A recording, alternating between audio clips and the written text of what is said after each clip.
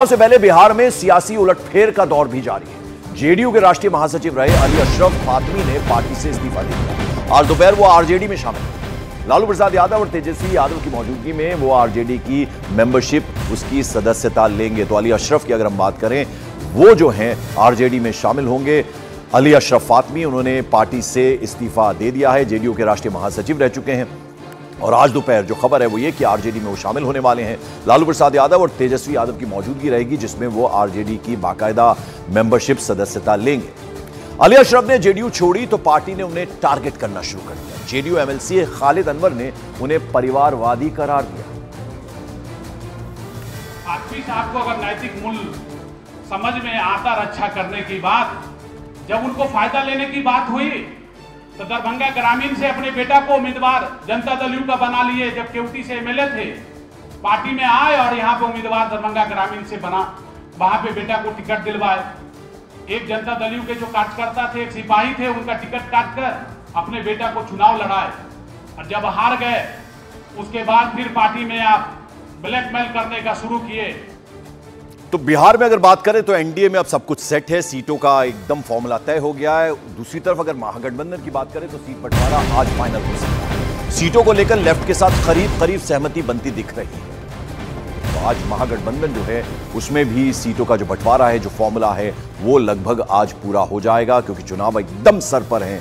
तो ऐसे में बहुत जरूरी है कि यहाँ जो स्ट्रैटेजी है, जो सीट बंटवारे का फॉर्मूला है, उस पर मोहर लग जाए। तो किस तरह से वो बंटवारा होगा, यानी आज महागठबंधन में ये फाइनल हो जाएगा।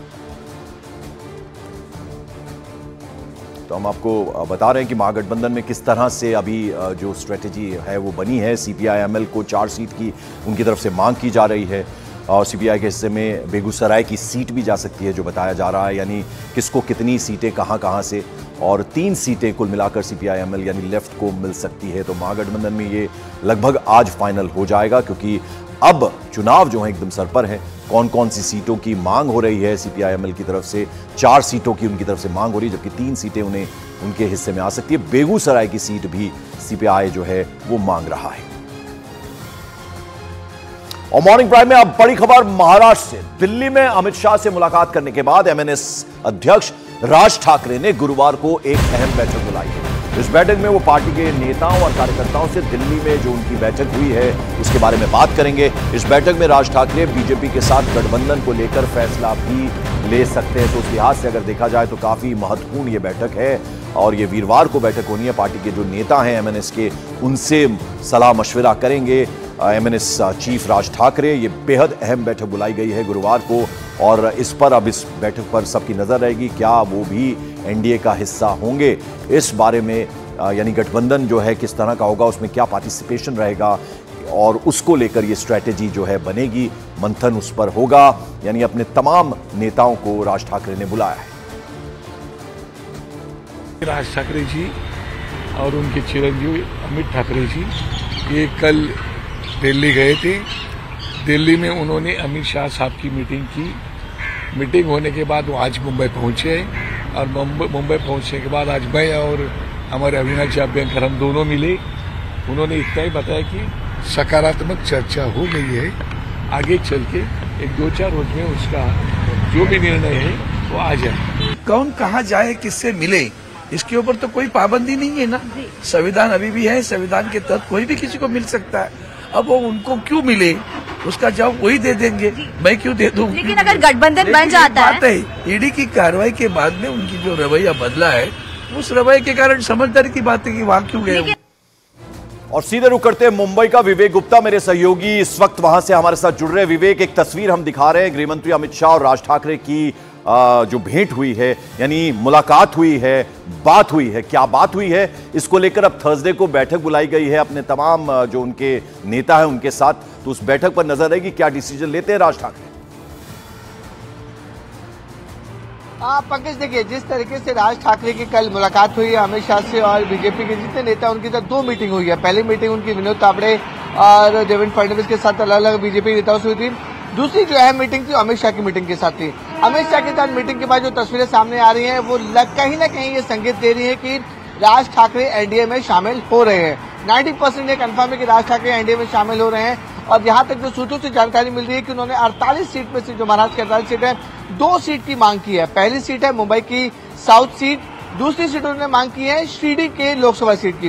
लेकिन देखिए इसमें इंटरेस्टिंग पॉइंट ये है, मुंबई की जो साउथ सीट है वो अब फिलहाल अभी उद्धव गुट के अंडर पर है और वहां पर शिंदे गुट कोशिश कर रहा है कि वहां पर उम्मीदवार उतारे। दूसरी माफ कीजिए बीजेपी कोशिश कर रही है कि वहां पर वो अपना उम्मीदवार उतारे। दूसरी सीट जो है वो शिरडी की है। मौजूदा स्थिति में शिरडी में शिंदे गुट के सांसद हैं और वहां पर एमएनएस भी मांग कर रही है। अब सवाल ये खड़ा हो रहा है कि आखिरकार इसमें कॉम्प्रोमाइज कौन करेगा। जो जानकारी सूत्रों से हमें मिल रही है कि एमएनएस को एक सीट मिलेगी और एक सीट उन्हें तय करनी कौन सी चाहिए, शिरडी की चाहिए या मुंबई साउथ की चाहिए। लेकिन जानकारी मिल रही है कि एनडीए और महायुति पूरी कोशिश कर रही है कि मुंबई के साउथ से एमएनएस को उम्मीदवार खड़ा करे और एमएनएस को बिल्कुल। तो जो बात विवेक बता रहे हैं, कल तक ये तस्वीर साफ होगी जब राज ठाकरे अपने पार्टी के और अहम नेताओं के साथ ये भेंट करेंगे, मुलाकात करेंगे। उस बैठक के बाद क्या निकल कर आता है वो बात सामने आएगी। विवेक बहुत बहुत शुक्रिया।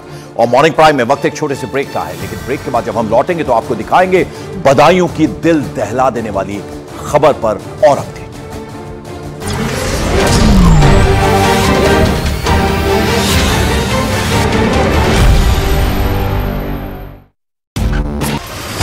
सीएए यानी नागरिकता संशोधन कानून पर सुप्रीम कोर्ट ने फिलहाल रोक लगाने से इनकार कर दिया। सुप्रीम कोर्ट ने केंद्र सरकार को नोटिस जारी कर 8 अप्रैल तक इस पर जवाब भी मांगा। कई मुस्लिम संगठनों ने सीएए को लागू करने के खिलाफ सुप्रीम कोर्ट में याचिका दायर की थी। दिल्ली शराब घोटाला मामले में आरोपी तेलंगाना के पूर्व मुख्यमंत्री के चंद्रशेखर राव की बेटी के कविता ने सुप्रीम कोर्ट में दायर अपनी पुरानी याचिका वापस ले ली। उन्होंने ईडी के समन्स को कोर्ट में चुनौती दी थी। हालांकि ईडी की गिरफ्तारी को चुनौती देने वाली याचिका पर सुनवाई होनी बाकी है।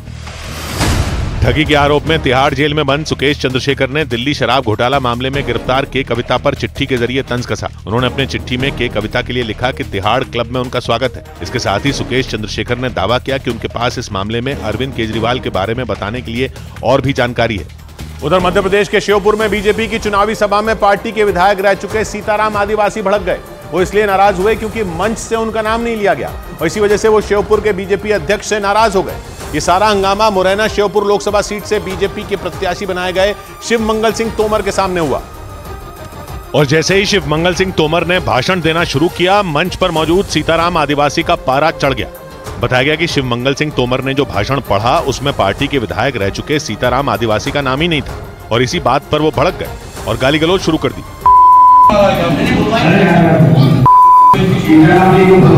मामला बिगड़ता देखकर मंच पर मौजूद दूसरे नेता आगे आए। उन्होंने सीताराम आदिवासी को शांत कराया, उनकी ओर माइक भी बढ़ाया ताकि वो भाषण दे सके। बीजेपी ने शिव मंगल सिंह तोमर को श्योपुर मुरैना लोकसभा सीट पर अपना उम्मीदवार बनाया है और वो चुनाव प्रचार के लिए श्योपुर के कराहल पहुंचे, लेकिन वहां उनके स्वागत के लिए आयोजित कार्यक्रम में उन्हीं के सामने हंगामा हो गया।